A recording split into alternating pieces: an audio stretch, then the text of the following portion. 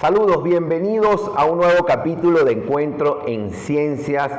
El día de hoy estaremos conversando con el profesor e investigador Santiago Gómez. Él es biólogo, trabaja y desarrolla sus procesos de investigación en el Instituto de Biología Experimental de la Facultad de Ciencias de nuestra Universidad Central de Venezuela, con amplia experiencia como académico, como investigador, pero aquí vamos a descubrir al profesor Santiago Gómez.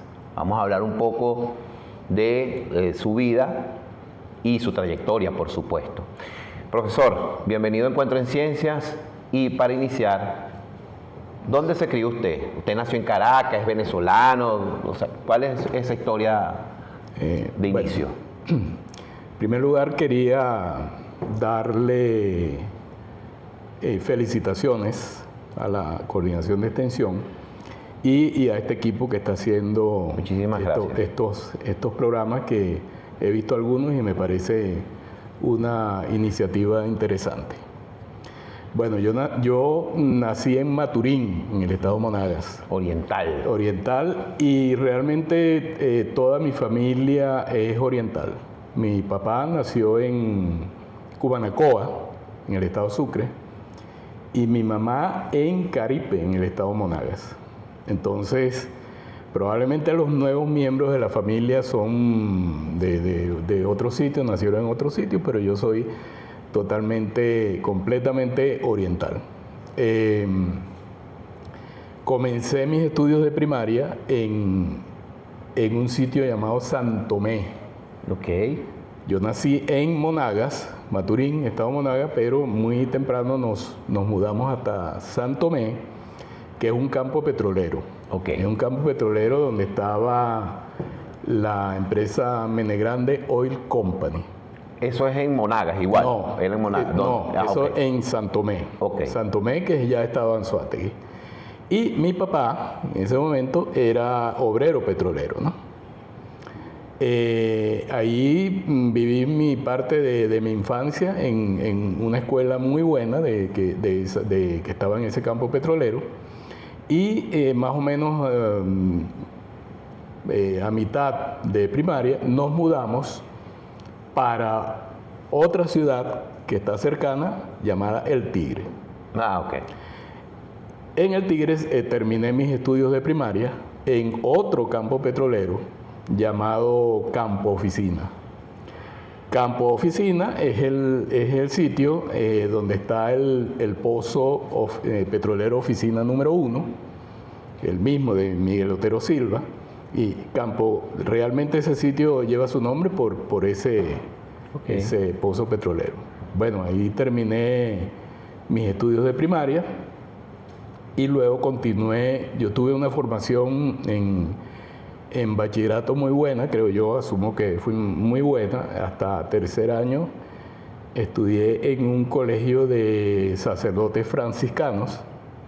Recuerdo ahí mis profesores de biología, creo que eso en parte fue lo que influyó en mi orientación. ¿Ahí se enamora de la biología? Eso es lo que yo asumo, que ahí me enamoré, Okay. Además de otros detalles que ya te voy a contar. Y luego la última parte del bachillerato, cuarto y quinto, los terminé en un liceo que era un liceo en ese momento referencia en todo Oriente, llamado Liceo Briceño Méndez. En el 60, en el año 69, ingreso a la Facultad de Ciencias. Ok. En ese momento, sí. ¿Cómo fue ese ingreso? O sea, ¿cómo usted, estando en el Oriente, dijo, voy a estudiar en la Universidad Central? Exacto. A pesar de que yo tenía en El Tigre, que era donde vivíamos, tenía a la Universidad de Oriente. Correcto. La tenía muy cerca. Pues yo, sin titubeos, entre mis padres y yo, tomamos la decisión de que era la Universidad Central de Venezuela. Ok. No entiendo mucho, pienso que fue un asunto de excelencia, ¿no? Correcto. Que no seleccionamos a la UDO. Entonces, eso fue en el 69 que ingreso. En ese momento la Facultad de Ciencias no había pruebas de ingreso, simplemente te registrabas e ingresabas. Ese ingreso fue un poquito turbulento porque al año siguiente, año 70, vivimos el allanamiento, que fue aproximadamente un año, y luego recuerdo que estuvimos posteriormente una huelga de empleados que fue como de 9 meses. Ok, 2 años allí. Más o menos que hubo ese retraso de 2 años, pero fíjate que yo en ese tiempo, claro, porque al estar acá, al producirse el evento aquí, inmediatamente yo tenía que viajar de nuevo al Tigre. Claro.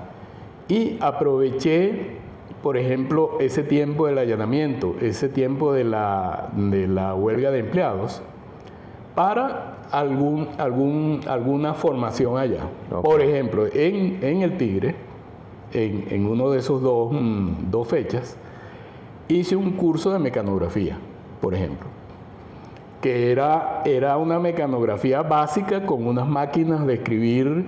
Hay que decirle a las nuevas generaciones qué era eso, una máquina de escribir. Unas máquinas de escribir eran totalmente manuales, con una cinta de tela, y que los correctores eran unos correctores... Los Tipex. Los Tipex, exacto.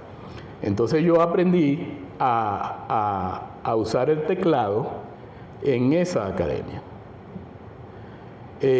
Bueno, luego, continuando acá en mi carrera, lo otro que debo decir es que, claro, ese comienzo también fue muy turbulento, porque fue un periodo complicado, en donde la facultad no tenía sede, todavía no estaba la facultad aquí. En estas instalaciones. Exactamente. Yo viví, cuando vine para acá, en una residencia, creo que todavía está, en esta zona de Plaza Venezuela, Los Caobos, Los Cedros. Había muchas residencias estudiantiles y eran unas residencias muy buenas, en donde no solamente se tenía el alojamiento, sino que incluso, si queríamos, teníamos las 3 comidas. Ah, ok, perfecto. Y eran unas residencias de excelente calidad. La zona era excelente, muy segura. En la zona del Paseo Colón, Plaza Venezuela, podías deambular tranquilamente a las 3 de la mañana sin ningún problema. Incluso había policías de punto ahí. Okay. Recordamos un policía de punto que hacía unas rondas entre Plaza Venezuela y la estatua que está ahí en el Paseo Colón. Esa zona, digamos, era una especie de emporio estudiantil. Okay. Desde Chacaíto hasta más o menos la Avenida México, porque había no solo residencias, sino que además había varios cines en actividad en la zona. Había discotecas, había tascas. Era un centro cultural. Era un centro cultural, pero cuya influencia, la influencia era de la universidad, ¿no? Claro. Areperas muy famosas, que todavía andan algunas por ahí. Bueno, fue ese periodo que fue un periodo muy bonito durante el principio de la formación, y que vivimos también algo que muchos de mis contemporáneos también he visto que han referido, que es que como la facultad no tenía sede, correcto, nosotros los estudiantes teníamos que movernos entre distintas sedes, algunas de la Facultad de Ingeniería. Recuerdo el auditorio de Química, de Ingeniería, el auditorio de Física, el auditorio que está en el Jardín Botánico, la sala E de la Biblioteca Central, y eso en las clases teóricas. Y luego, para las clases prácticas, por ejemplo, de las matemáticas, de la física, teníamos entonces que salir corriendo para unos galpones que todavía están ahí, los han mejorado, pero cuando Ciencias estaba eran terribles, eran con techo de zinc, los galpones que están entre la Facultad de Farmacia y Odontología, al frente. Entonces ahí veníamos a hacer las prácticas, teníamos que correr. Yo recuerdo que en la sala E de la Biblioteca Central, creo que teníamos unas clases creo que era Matemáticas 1, y teníamos que llegar a las 6 de la mañana, porque ahí se metían 120 estudiantes. Pues imagínense. Con un profesor que de paso era de la India, que no le entendíamos ni no las matemáticas, sino la forma de hablar. Y bueno, todo eso lo vivimos en más o menos como hasta el sexto semestre. En el sexto semestre ya estaba esta sede, que no estaba en el estado que está ahorita, pero... Profesor, en la actualidad, los jóvenes que entran a la universidad les cuesta mucho en la facultad lo que es física, matemática, química, las famosas Tres Marías. ¿Cómo era en esa época? Igualito. Era más o menos el mismo... Igual, no sabría decirte si peor, pero eran las mismas Tres Marías, que estamos hablando. Normalmente el ciclo básico era casi una constante, que al menos matemáticas y física se repitieran. Era casi una constante. Pero por otra parte, al menos había en ese momento unos incentivos que desaparecieron posteriormente. Por ejemplo, yo participé en un programa que tenía la facultad y la universidad, que se llamaba un programa de bolsas de trabajo. Mediante ese, pero después cambió a pasantía remunerada y creo que se quedó con ese nombre. Mediante ese programa, el estudiante, que podía ser prácticamente desde el primer semestre, de hecho yo desde el segundo semestre que estuve aquí, ya tenía una bolsa de trabajo. Eso te permitía, era como tenías un pago que en ese momento alcanzaba, porque de hecho yo a partir de ahí me mantuve aquí. Con esa bolsa de trabajo pagué mi residencia y pagaba mis gastos. ¿Se le podría, si lo recuerda, cuánto era ese pago? Yo creo que eran 125 bolívares. 125 sí, bolívares. Pero eso alcanzaba. Claro. Eso alcanzaba. Porque, y con eso yo pagaba mi residencia, algunas veces si comía en el comedor, y alguno que otro viaje al Tigre que hacía, ¿sabes a qué? A lavar ropa. A lavar ropa, imagínese. A que lavaran la ropa, mi mamá me lavara la ropa en el Tigre. Yo me echaba ese viaje de 8 horas para eso. Pero ese programa además era interesante porque permitía que el estudiante se acercara a un laboratorio de investigación. Y ahorita me estaba acordando cuando hablamos sobre qué me indujo a pensar en biología, que cuando estaba en el Tigre, en mi casa había normalmente animales, perros, pero sobre todo aves, y específicamente loros y pollos, loros, pericos, pollos, todos tenían nombre. Cada uno de mis hermanos tenía un pollo con un nombre. Y yo específicamente tenía un loro que tenía un nombre. Yo creo que eso me indujo a pensar en biología. Sí. Y llegando con el programa de las bolsas de trabajo, yo comencé a trabajar en el IBE con un profesor llamado Nelson Arispe, que ahorita está fuera del país, que trabajaba en fisiología de células excitables.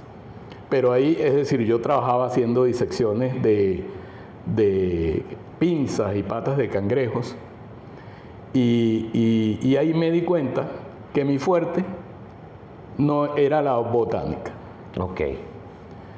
Y terminé haciendo mi trabajo especial de grado en un sitio llamado Mantecal, en el estado Apure. Ahí coincidimos varios investigadores del que era entonces Instituto de Zoología Tropical. Había un sistema de represas en el estado Apure. Ok. Y entonces convirtieron, hay muchas sabanas inundables y eso había que hacer un estudio de línea de base de esa zona, ¿no? Entonces mi trabajo especial de grado con el profesor Baloy González, tengo tiempo que no lo veo, pero él está por ahí, fue en sabanas inundables en Mantecal. A pesar de eso, de que me gradué con ese trabajo especial en sabanas inundables, la casualidad, pienso yo, determinó que después que me gradué, conseguí una posibilidad en botánica. Ok. Porque ese trabajo en Mantecal fue realmente de ecología vegetal, ¿no? Y en botánica, la línea de investigación de ese cargo era en algas marinas, específicamente. Okay. Esa posibilidad fue aquí en la facultad. Esa posibilidad fue aquí en la facultad. ¿Ya en ese momento era docente de la facultad? Era docente de reciente ingreso. Ok. O sea, instructor, ¿no? Y entonces, en mi formación como instructor, a pesar de que yo tenía una formación ecológica, tuve que comenzar desde cero en el estudio de las algas marinas. Entonces ahí conocí muchos investigadores de renombre, todos están fallecidos en ese aprendizaje. Yo, por ejemplo, durante ese tiempo viajaba hasta Maracay, donde vivía ya fallecida, una profesora bióloga, egresada de aquí, pero que trabajaba en algas marinas en la Facultad de Agronomía. Okay. Viajé también al Instituto Oceanográfico de la Universidad de Oriente. Ahí hice también formación con varios profesores que están todos ya fallecidos. Y al final, mi tesis doctoral fue en esa área, pero en Los Roques. Ok. Entonces ya estaba formado, pero durante todo ese periodo yo me dediqué, viajé, conocí realmente de toda Venezuela, los estados costeros al menos, desde del Tamacuro no, pero sí desde Sucre, pasando por Anzoátegui, Miranda, La Guaira, Maracay, Maracaibo, Carabobo e incluso Zulia. Y durante todo ese tiempo pues logré recabar cantidad de información de campo. Profesor, ya hablando un poco de la investigación, Ajá.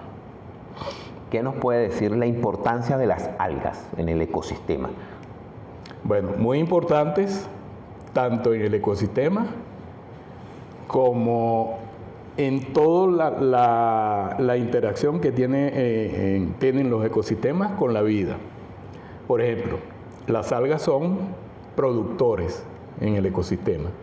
Es decir, es el primer tramo de cualquier ecosistema. Las algas pueden ser algas unicelulares, como lo que llaman el fitoplancton, por ejemplo, Okay. que están en los océanos, en los ríos, en los cuerpos de agua en general, o las algas de mayor tamaño, que llaman macroalgas. Todas forman parte, todas capturan originalmente la energía proveniente del sol y ofrecen distintos, vamos a llamarlo así, servicios a la comunidad. Muchas veces eso se llaman servicios ecosistémicos. Por ejemplo, a partir de una macroalga, se puede alimentar, por ejemplo, un pez. Okay. De ese pez se alimenta otro pez y finalmente Una cadena. Es una cadena que llaman cadena trófica. Profesor, tengo que preguntarle esto. ¿Es verdad que si una playa tiene algas o un río es porque es limpia? ¿O eso es un mito? No, más bien lo contrario. Ok. ¿Por qué? Por eso que llaman arribazones. Arribazones son acumulaciones de algas, principalmente de algas, lo que hay es que buscar la razón por la cual esas algas se están concentrando ahí. Y muchas veces la razón es que hay una contaminación en el agua, precisamente. Fíjese. Nosotros tenemos ejemplos importantísimos hasta en los roques, que se supone que son aguas que llaman prístinas, o sea, aguas totalmente limpias, libres de contaminación, pero es que resulta que las prácticas de nosotros como seres humanos terminan contaminando. ¿Y qué es lo que hacemos con eso? Destruimos el equilibrio natural que existe en el ecosistema. Al destruir el equilibrio natural, alguno de esos elementos de esa trama trófica o va a desaparecer o se va a aumentar su población. Eso es un desequilibrio que termina afectando al ser humano. Profesor, esta línea de investigación, que evidentemente es su trabajo durante un buen tiempo, unos cuantos años. ¿Cómo, si nos puede, de una manera quizás resumida, cómo ha sido esa evolución? O sea, fíjense que usted empezó porque se dio esa oportunidad de trabajar en esa área, pero ¿cómo se fue desarrollando? Y en la actualidad, ¿cuál es la actualidad de esas investigaciones o de esos proyectos? Sí, bueno, fíjate, es interesante, ¿no? Porque comencé ejecutando distintos proyectos con riqueza florística aplicada a algas, las algas marinas. Okay. Y llegó un momento, y eso es más o menos lo ubico como en el año 2011, que ya se hacía por la situación país difícil salir, no había viático, vehículo, financiamiento para, por ejemplo, lanchas, etcétera, ¿no? Casualmente, yo conocí a la profesora Yusneyi Carballo de la Escuela de Computación. Sí, correcto. En ese momento yo era coordinador administrativo de la facultad y recibía todo tipo de quejas. Recibía a la profesora Yusneyi Carballo con una queja del estacionamiento. En la conversación que tuvimos, yo descubrí, porque entre otras cosas yo utilizaba buceo científico, buceo con equipo y todo eso. Entonces, en una cosa que coincidí con la profesora Carballo, es que ella también hacía buceo, pero buceo recreativo, ¿no?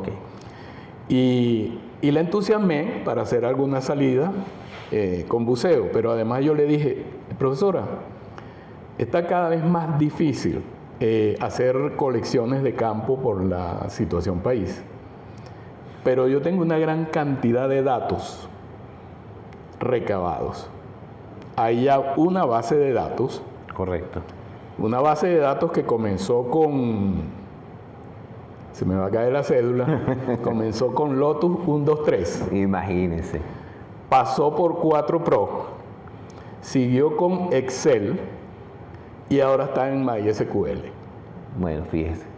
Esa base de datos, mediante el trabajo conjunto con la profesora Carballo, está ahora en un sitio web. Ok, perfecto. Sí. ¿Cuál es el sitio web? El sitio web se llama Ficoflora Venezuela. Ficoflora Venezuela. Fico, ese prefijo significa algas. Ok. Entonces, en ese sitio web está reportado todo lo que hay, creemos que, si no es todo, es casi todo, lo que hay publicado sobre algas marinas, macroalgas marinas, en Venezuela. Desde 1822. No, eso es. Porque tenemos, claro, porque son publicaciones que hay, claro, ¿no? Y entonces ahí incluso descubrimos que hay de las colecciones de Humboldt, hay unas reportadas acá en Venezuela. Es una gran base de datos. Es una base de datos que está siendo consultada a nivel mundial y está actualizada. Entonces ahora nos estamos dedicando, esa es la evolución. La evolución, pasamos del campo a la digitalización de la biodiversidad de algas marinas. Claro, además que eso le permite tener un impacto mundial. Una persona, un investigador, un docente puede ingresar de cualquier parte del mundo y por allí hacer contacto y evidentemente tener datos que de repente son importantes. Claro, claro. De hecho, hemos visto que la han consultado incluso desde Japón, desde Corea. Ahorita, ¿qué hemos visto?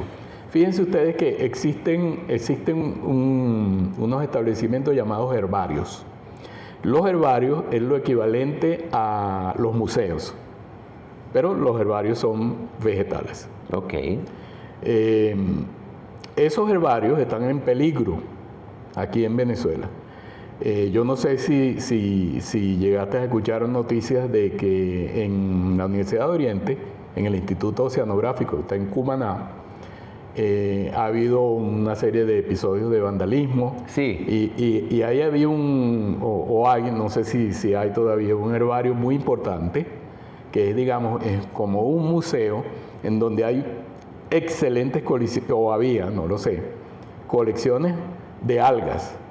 Las algas se montan en cartulinas, se secan y se protegen convenientemente y poseen una etiqueta en donde está toda la información de la colección, ¿no?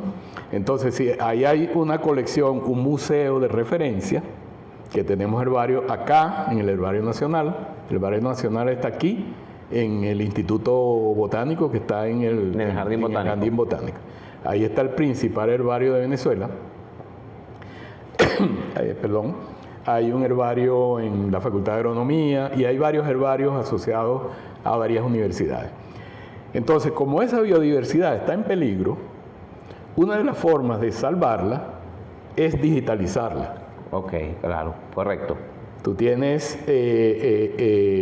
puedes tomar fotos a las muestras, puedes recuperar la información y si en algún momento esa información se pierde, ya la tienes digitalizada. Esa es una de las funciones importantes. La otra es que pudiera, por ejemplo, si alguien quiere, a alguien le interesa, alguien que esté trabajando con el género Gracilaria, alguien que es un chileno que está trabajando con el género Gracilaria y las posibilidades de cultivar, por ejemplo, o vamos a hablar un venezolano más bien que quiere cultivar, que existen ejemplos de cultivos aquí en Venezuela de algas. Entonces, lo primero que puede hacer es averiguar dónde están las poblaciones naturales. ¿Cómo lo hace? Ingresa a Ficoflora Venezuela y en Ficoflora Venezuela, en un mapa, te aparecen dónde se ha coleccionado Gracilaria, por ejemplo. Yo puedo ver dónde estén las colecciones naturales, dónde son las condiciones más convenientes, por ejemplo, para hacer un cultivo con fines comerciales. Profesor, interesante investigación, por supuesto, pero quisiéramos ahora, vamos a evolucionar la conversación, para que nos cuente un poco cómo es ser docente. O sea, por ejemplo, el primer momento que usted se enfrentó a un público, ya no era estudiante, sino docente, y cómo enseñar a las nuevas generaciones, sobre todo, querer las ciencias, más allá que sea biología, física, química, querer estudiar y querer hacer ciencia. Ok, fíjate. Mi primera aparición como docente fue una pesadilla. ¿Por qué? Pero te voy a decir por qué y en dónde vamos a terminar, cuál es el razonamiento. Bueno, lo primero que yo creo es que ¿qué es ser docente? Actualmente, la información está disponible. Si no están los libros, está en el Internet. Está en Internet. Es decir, el docente lo que va es a enseñar al estudiante a usar esa información de la mejor manera. Bueno, si no lo hace la inteligencia artificial, no. Correcto. Pero el docente le puede enseñar a usar la inteligencia artificial. Es el deber ser. Es el deber ser, porque esa es una herramienta, tal cual. A mí me tocó dar una asignatura que es del ciclo básico, que es Principios de Biología. Y eso fue cuando yo era instructor. En ese momento me enfrenté, recuerdo, a estudiantes de química y de biología. Pero para un profesor de tan reciente ingreso, instructor, por eso que digo que eso fue una pesadilla, porque había que prepararse mucho. Si a mí me tocara, por ejemplo, dar principio de biología ahorita, pues ya yo he transitado por una gran experiencia, claro, y tengo una visión global. Seguro que puedo ayudar mejor a esos estudiantes en ese proceso de enseñanza-aprendizaje. El docente ahorita básicamente lo que tiene es que enseñar a usar la información, porque ya con la información no hay tabúes, está disponible. Porque antes el docente llevaba la información. Correcto. Y grababan las clases incluso. Y con las grabaciones era que el estudiante... Ahora toman una foto con el celular. Y listo. Y sí, exacto. Toman una foto y listo. Y ya. Entonces es importante darle al estudiante las herramientas de formación, no de información. Formación. Profesor, quizás para algunos lo conocen, otros no, pero en su trayectoria usted ha ejercido cargos dentro de la facultad de gran importancia como coordinador, en este caso que lo comentó, administrativo. Sí. ¿Cuántos años fue coordinador administrativo? Yo comencé primero yo hice toda la carrera. La carrera desde coordinador de asignatura, coordinador de unidad docente, que ahora son cátedras, jefe del departamento. Llegué a director de escuela entre el año 1999 y 2003, okay, director de la Escuela de Biología. Y en el 2003 pasé a ser coordinador administrativo hasta el 2023. O sea, 20 años. 20 años, imagínese 20 usted. años, bueno, todos esos 20 años porque hubo todo ese tiempo que no hubo elecciones y todo aquello. Bueno, ahí, pero durante ese tiempo que fui coordinador administrativo, yo incluso no dejé mi docencia, ni dejé mis proyectos, incluso ascendí ejerciendo el cargo. Entonces, bueno, es una experiencia interesante que todos los docentes deberían tener, al menos los docentes que son una dedicación exclusiva, que es lo que se llama la administración académica. Es también una formación importante. Okay. Profesor, ahora vamos con unas preguntas un poco fuera de este contexto, okay, para que también la gente conozca un poco los gustos del profesor Santiago. Por ejemplo, ¿qué música le gusta? Yo soy rockero. Ajá, fíjese. Pero rockero del rock tradicional de los años 70-80. Ok. Ahorita estoy un poquito desactualizado con el actual. Claro.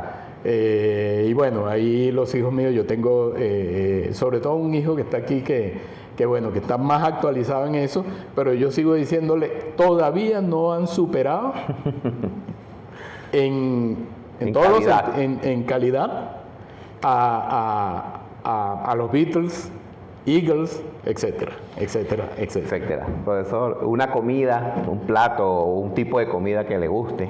Bueno, por ejemplo, y hay un plato que es que a mí me ha gustado prepararlo siempre, que son unas costillitas al horno, unas costillitas de res al horno que se aderezan incluso con cerveza y con un refresco y quedan excelentes. Bueno, ya saben, los que quieran invitar al profesor Santiago. Lo hemos compartido por ahí en algunas reuniones. Okay. Profesor, un libro que no sea de biología, ni de algas. Oficina número 1. Okay. Esa es una novela de Miguel Otero Silva. Que es de allá de su pueblo, donde usted se crió. De paso, que relata todos los eventos que ocurrieron alrededor del pozo Oficina número 1. Cómo se creó Oficina número 1, comenzando por los burdeles, y luego fue así, porque ese es el relato, y siempre pasa en esos sitios tanto petroleros como mineros. Eso es lo primero que aparece. Profesor, haciendo un inciso allí, Ajá. ¿cómo es vivir en un campo petrolero en ese momento histórico? Estamos hablando de hace 20, 30 años aproximadamente. Sí, no, un poquito más. Un poquito más, bueno, fíjese. 30, 40 años. Ok, ¿cómo era vivir allí, ser un joven, un adolescente en medio de un campo petrolero? Era un privilegio. Porque te puedo poner un ejemplo. En San Tomé, donde estaba la empresa Menegrande Oil Company, cuando aquí no había televisión en Venezuela, o había televisión en blanco y negro, creo, no recuerdo bien, ahí había televisión por satélite. Entonces, las antenas parabólicas. Exactamente. Ellos tenían, bueno, esas empresas tenían unos supermercados que llamaban comisariatos, donde tenían una cantidad de artículos importados. Entonces era más bien un privilegio. Yo recuerdo que en las escuelas, porque esa fue la vida, me estás preguntando de... Sí, correcto. En las escuelas de esa compañía, uno estaba esperando el momento del ingreso para que le entregaran un paquete con todos los útiles y todos los implementos para estudiar. Eso era una espera para ver todos los libros, todos los cuadernos, todo. Claro. Entonces, era un privilegio. Sí. Esa es mi opinión, que era un privilegio estudiar y vivir en esos campos, ¿no? Profesor, un lugar de Venezuela que usted diga, este lugar, y un lugar fuera del país que le haya impactado o le guste. Bueno, de Venezuela hay muchos lugares, pero el estado Sucre, ahorita hay muchos problemas de seguridad, pero tiene varios sitios que son mágicos. Por ejemplo, la península de Paria, hay un recorrido que uno se puede hacer por toda esa costa, es increíble.